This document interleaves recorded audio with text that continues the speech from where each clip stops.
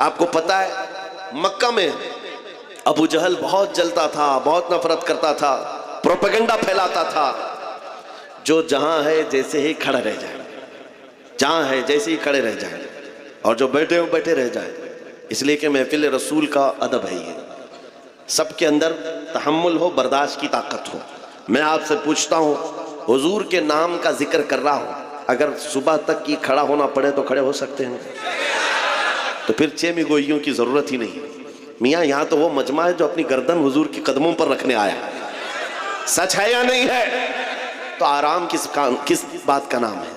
आराम किसको कहते हैं? जाहिर सी बात है, खड़े हुए लोगों को ये वसवसा आता रहता है मैं भी बैठ जाऊं, बैठे हुए लोगों को ये वसवसा आता है कि मैं फैल जाऊं।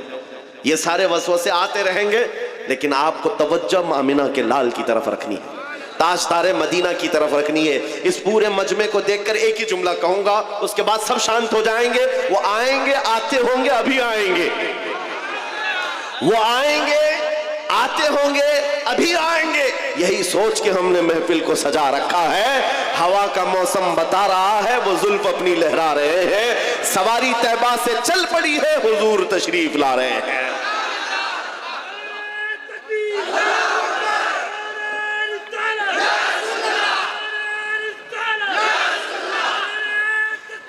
जिसके दिल में अब यह अजमत हो कि हुजूर पाक का जलसा है, हुजूर पाक का नाम है, और हम इस उम्मीद से बैठे हैं कि कभी तो करम होगा, कभी तो नजर इनायत होगी, तो फिर अब वो अपनी तवज्जो इस तरफ रखे। सुनो, मक्का में अबू जहल ने बहुत प्रोपेगेंडे फैलाए थे, बहुत बुराइयां कर रखी थी हुजूर पाक की शान में। जादूगर, साहिर, शायर, मजनू, न जाने क्या क्या अल्फाज सब कह दिया था। और उसके बाद एक वक्त ऐसा आया कि अपना जादू चलाने के लिए उसने एक बहुत बड़े शख्स को उसके ऊपर हथकंडा डाला। हबीब यमनी का नाम सुना होगा, एक बड़ा शख्स था मक्का में, उसकी मकबूलियत बहुत ज्यादा थी। और अबू जहल जा करके उसको बोलता है कि आओ, मक्का में एक शख्स निकला है जिसके जादू के चक्कर में सारे लोग हमारा दीन छोड़कर निकल जा रहे हैं, और न जाने कितने लोग अपने बाप दादाओं के दीन से अब तक बदल चुके हैं। हबीब यमनी ने कहा, वो क्या कहता है? सब बताया, ऐसे ऐसे मामला थे। तो सुनो, तवज्जो। हबीब यमनी कहता है, मैं खुद आ करके देखूंगा मक्का में। जिसको भी बरगलाने की कोशिशें हुई हैं हुजूर पाक के खिलाफ, तारीख में बता रहा हूं, तवज्जो चाहता हूं, तारीख बता रहा हूं। हबीब यमनी जब आने वाला था मक्का, अबू जहल ने बहुत इस्तकबाल किया कि अब तो मामला बड़ा होगा, जब वो कोई स्टैंड लेगा तो मक्का में ये जो छोटी जमात है मुसलमानों की, सबको खत्म कर दिया जाएगा। बड़ा सख्त भी है। हबीब यमनी आता है और कहता है, मैं पहले उस मोहम्मद सल्लल्लाहु अलैहि वसल्लम से मुलाकात करना चाहता हूं, मैं डायरेक्ट पूछना चाहता हूं कुछ मामला है। उसने आते ही हुजूर पाक सल्लल्लाहु ताला अलैहि वसल्लम से मुलाकात की, और उसके बाद पूछा, क्या आप नबी हैं? कहा, हाँ, मैं अल्लाह का आखिरी नबी हूं। नबी अगर है, तवज्जो, तो उसने कहा कि आपके पास कोई मौजज़ा है? हुजूर पाक सल्लल्लाहु अलैहि वसल्लम ने खुद पूछा, तू क्या देखना चाहता है? नबी मुख्तार कुल हैं, जिसको जो चाहें, अरे जहां बानी अता कर दें, भरी जन्नत हिबा कर दें। और मेरे मुर्शिद फरमाते हैं, जहां में उनकी चलती है वो दम में क्या से क्या कर दें, जमी को आसमां कर दें, सुरैया को सरा कर दें। हबीब यमनी से पूछा, तुम क्या देखना चाहते हो? अरबों में उस वक्त ये बात मशहूर थी, जादू करने वाले का जादू जमीन पे चल सकता है, आसमान पे नहीं चलता। जमीन पे सारे जादू दिखाए जा सकते हैं, आसमान पे नहीं। तो उसने ये सोचा कि अगर ये जादूगर है तो जमीन पर करके दिखा सकते हैं, आसमान पे नहीं। कहा, मैं आसमान पे कोई जादू आपका कोई मौजज़ा देखना चाहता हूं, आसमान पे। 14वीं रात थी, चांद आबो ताब के साथ चमक रहा था। नबी रहमत सल्लल्लाहु अलैहि वसल्लम ने उंगली का इशारा किया, चांद 2 टुकड़ों में बदल गया। ये मौजज़ा पता है आपको? शक्कुल कमर का मौजज़ा, चांद आधा इधर आधा उधर। नबी करीम सल्लल्लाहु ताला अलैहि वसल्लम का ये मौजज़ा देख करके वह हैरत में रह गया। उसके बाद सुनो, अब उसने क्या कहा? कहा कि अब दूसरी बात मेरे दिल में है, मैं कुछ सवाल लेकर के आया हूं, आप खुद ही बता दीजिए। ये बहुत बड़ी बात है मेरे अजीज। उनका अकीदा भी ये था, नबी जो होता है वो गैब का इल्म जानता है। काफिरों का भी अकीदा था दिल के हालात नबी जानता है। हबीबी अमनी ने कहा मैं कुछ सवाल लेकर के आया हूं अपने वतन से। हुजूर ने फरमाया हाँ तेरे दिल में ये बात है, तेरे घर में एक माजूर लड़की है, तेरी माजूर बेटी है और वो हाथों पैरों से माजूर है और तू चाहता है कि उसको सेहत और तंदुरुस्ती हो जाए। जा, अल्लाह ने उसे शिफा दे दिया। बेटी कहाँ है? यमन में है और ये मक्का में है। बाप दिल के हालात जैसे ही बताया नबी करीम ने कहा मैं गवाही देता हूं आप अल्लाह के सच्चे रसूल हैं। अबू जहल किसके लिए लाया था? प्रोपेगेंडा फैलाना था, हुजूर के खिलाफ एक मोर्चा कायम करना था। जिसको पकड़ करके लाया था वही मुस्तफ़ा के कदमों में सर देने को तैयार है। अजीजा ने गिरामी वक़ार, ये तो मिसाल के तौर पर मैं अर्ज कर रहा हूं, ये तारीख इस तरह के वाक़यात से भरी हुई है। एक साथ एक उमैर बिन वहब शख्स थे, तवज्जो चाहता हूं। ये उमैर बिन वहब कौन है? जंगे बदर में इनका बेटा रसूलुल्लाह के सहाबा के हाथ में कैद हो गया। उमैर बिन वहब, पहले इनको शैतान कुरैश कहा जाता था, कुरैश का शैतान, क्योंकि सारे मक्का वालों को भड़काने में बहुत बड़ा किरदार था उमैर बिन वहब का। लेकिन जब बेटा गिरफ्तार होकर के गया हुजूर के पास, रोजाना दिल में यह ख्याल आता था कैसे अपने बेटे को आजाद करूं। जंगे बदर में 70 कैदी गिरफ्तार थे। तो हुआ ये कि खाने काबा के अतराफ जो दीवार है उसको हतीम कहते हैं। हतीम काबा में बैठा है उमैर बिन वहब और साथ में एक और शख्स है सफवान, नाम याद रखो सफवान। ये वो शख्स है जिसका बाप जंगे बदर में कत्ल हो गया। दोनों का मसला सेम है, एक का बाप मारा गया है और एक का बेटा कत्ल हो गया है। हुजूर पाक सल्लल्लाहु ताला अलैहि वसल्लम के मुकाबिल में आने वाले ये दोनों लोग बद्र के मैदान में आए हुए लोग हतीमे काबा में बैठ करके दोनों बातचीत कर रहे हैं। दोनों का मसला सेम है, दोनों की तकलीफ सेम है, प्रॉब्लम सेम है। सफवान पैसे वाला था, बहुत पैसे वाला था। उमैर बिन वहब से कहता है, ऐ उमैर, अगर तू तलवार लेकर के जा मदीने और मोहम्मद का कत्ल करके आ जा।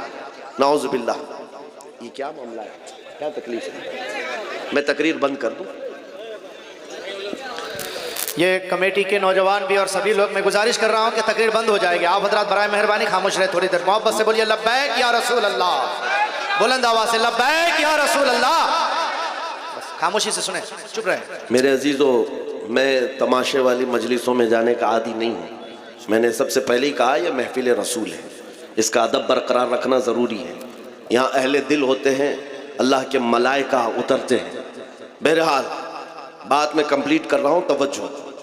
सफवान उमैर से कहता है मैं तुझे तलवार दूंगा, जहर में बुझा करके जा मदीने मोहम्मद सल्लल्लाहु अलैहि वसल्लम का कत्ल करके आ जा।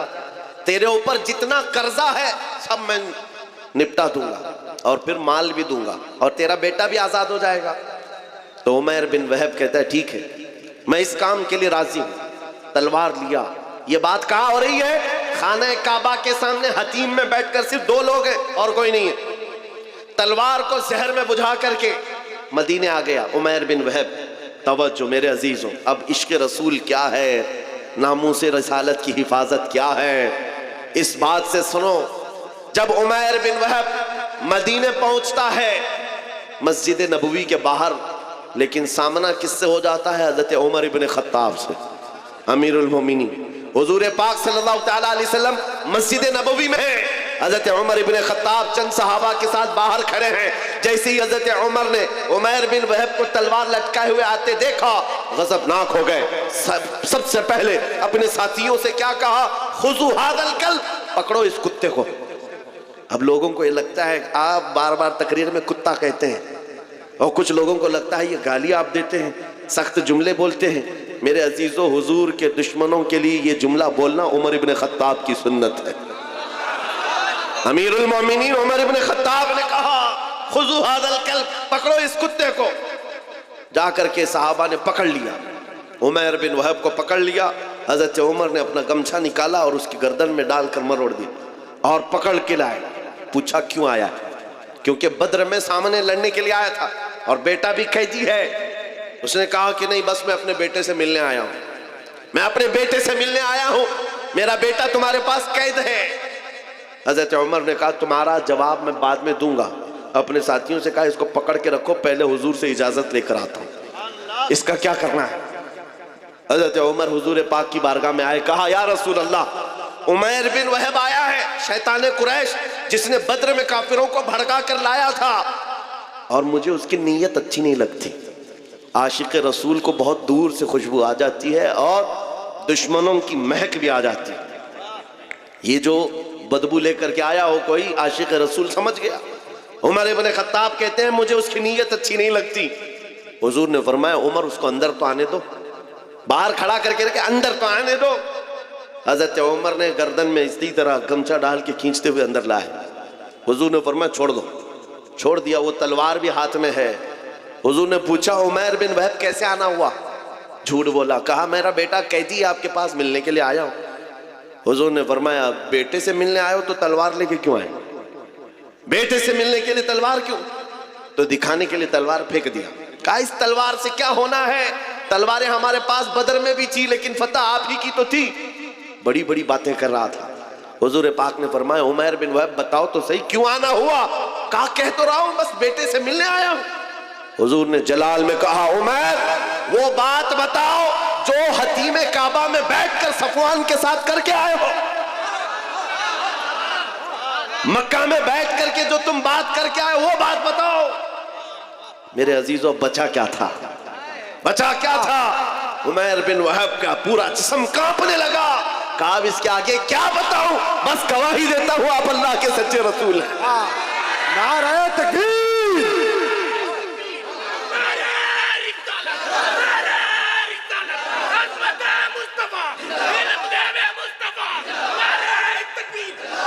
मैं ये तारीख बता रहा हूं, जहां जहां जालिमों ने कोशिशें की हैं, जिसको हुजूर पाक के खिलाफ खड़ा करने के लिए अल्लाह ताला ने उन्हीं को नबी का गुलाम बना दिया। इसी को इकबाल ने कहा था हरम को मिल गए पासबां सनम खाने से।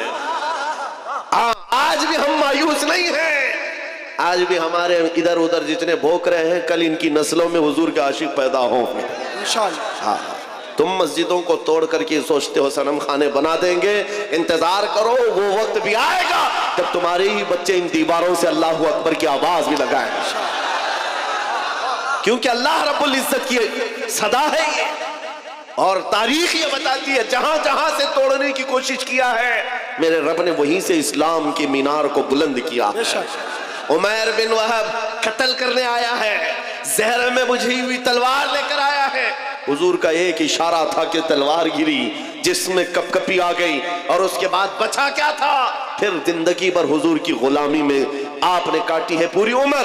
हुजूर पाक के आशिकों में शुमार होता है उमैर बिन वहब का। लेकिन हजरत उमर इब्न खत्ताब का मसलक भी तो देखो, मस्जिद के बाहर पकड़ करके लाए थे गर्दन में गमछा डालकर, और क्या कहा था? खुजू हाज़ल कल्ब, पकड़ो इस कुत्ते को।